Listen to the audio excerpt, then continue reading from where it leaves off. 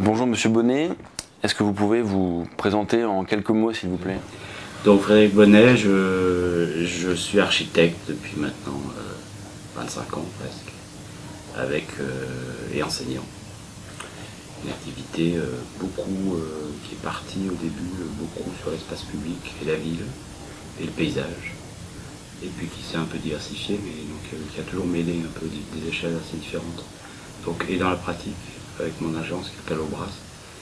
Et dans l'enseignement, j'essaye de lier les échelles entre elles, le mieux possible, en tout cas, j'essaye. Et voilà. Et j'enseigne donc à Marne-la-Vallée, où je co-dirige un diplôme post-master d'architecture urbaniste, destination des architectes et paysagistes. Et j'enseigne aussi à l'Académie d'architecture de Mendrisio en Suisse. Vous écrivez que l'écart entre ce que l'on sait et ce que l'on décide est considérable et dramatique. Quelle place a la politique dans l'urbanisme et est-il possible d'éduquer les décideurs? Alors moi je pense pas qu'il n'y a pas une espèce d'élite savante qui éduquerait les décideurs. En fait on voit bien quand les projets marchent bien, c'est qu'il y a effectivement des gens qui s'aident mutuellement, quoi, en gros. C'est assez rare quand même que tout d'un coup, un architecte ou qui que ce soit, d'ailleurs un urbaniste ou peu importe, quelqu'un dont c'est le métier en fait de réfléchir sur la vie, tout d'un coup retourne un élu ou un groupe d'élus et l'aide subitement en fait comme par miracle. En général c'est préétabli quand même, c'est-à-dire qu'en gros c'est clair que quand on travaille avec un élu qui est éclairé, qui a déjà réfléchi au sujet, qu'on a un bon contexte, on arrive mieux à faire les choses que quand on est dans un système bloqué. Mais c'est plus compliqué que simplement la question des élus, c'est-à-dire que aujourd'hui,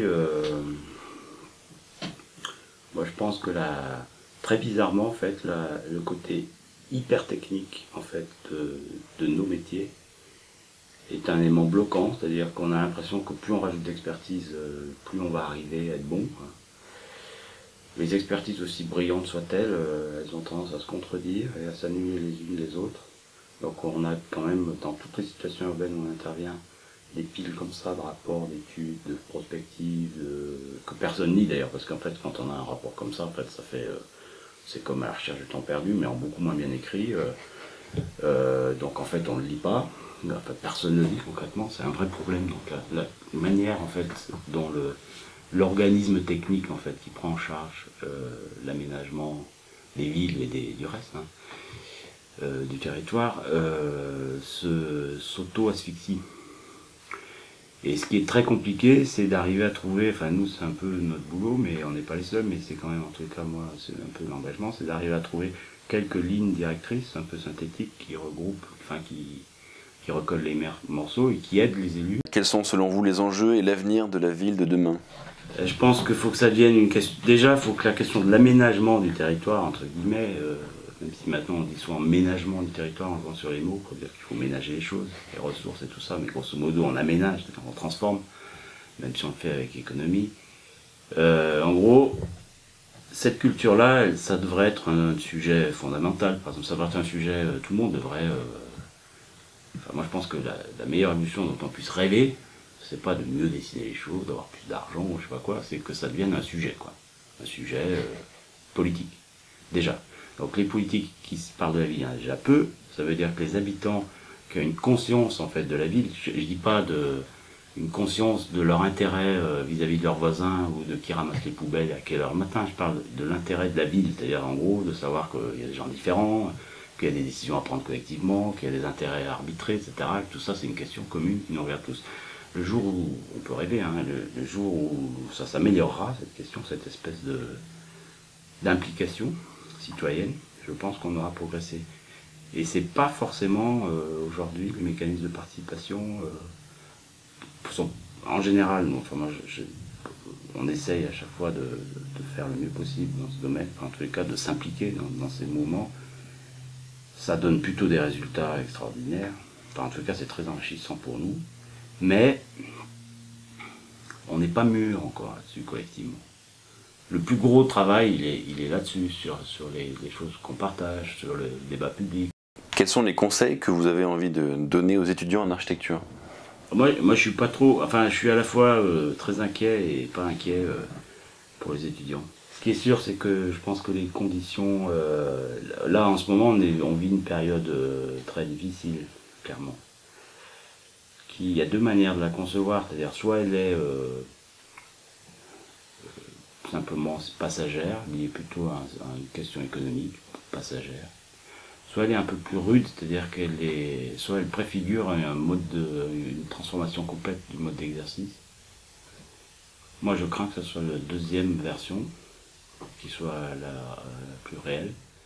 C'est-à-dire qu'en gros, je ne pense pas que ce soit la boîte de 7000 salariés qui va répondre à l'extension de la mairie du village de Corrèze, où pour y aller, il n'y a pas d'aéroport, il n'y a pas de TGV. Donc la question, c'est comment on répond concrètement, parce qu'il y a une question républicaine, en fait, il y a une loi sur l'architecture qui dit qu'en fait tout le monde a droit à un certain nombre de services d'une certaine qualité, du cadre de vie, y compris le village en Cantal.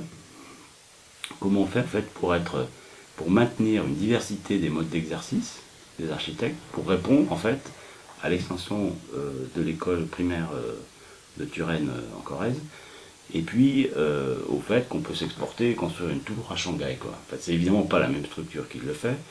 La question, c'est que pour l'instant, c'est clair qu'il y a une partie de la réponse qui est plutôt très fragile, qui est celle en fait de la réponse à la petite commande, qui n'est pas négligeable pour autant, pas inintéressante en plus en termes d'activité. Les gens qui font ça, ils le font très bien, mais il n'y en a pas assez, clairement. En fait, il y a une espèce de vide sidéral. Tout le monde à Paris, alors moi je suis mal placé, parce que je suis aussi à Paris, mais en fait, en gros, grosso modo, il y a un vide de maîtrise d'œuvre dans certains territoires où il n'y a carrément pas de maîtrise d'œuvre à côté. Évidemment, c'est pas le mec qui va pas venir de Paris pour faire 200 000 euros de travaux dans un village. Ça ne veut pas dire qu'il nous faut renoncer au fait qu'un professionnel compétent vienne dessiner la place de la mairie pour 150 000 euros dans un petit village, justement, précisément. Ou autre, hein, c'est juste un exemple. Donc cette question-là de la diversité des modes d'exercice, de la manière de s'organiser pour résister finalement collectivement à cette espèce de tendance à la densification des agences, on va dire, qui n'est pas illégitime d'un certain point de vue, mais qui ne peut pas se faire au détriment d'un certain équilibre. Et ça, c'est pas du tout intégré, hein. Clairement, je pense que le ministère de l'économie ne comprenne pas que, en fait, une boîte de 10 000 personnes, elle ne va pas s'occuper de la place du village, c'est clair. Donc il y a une sorte de hiatus là, qui est en fait l'avenir quand même des jeunes professionnels.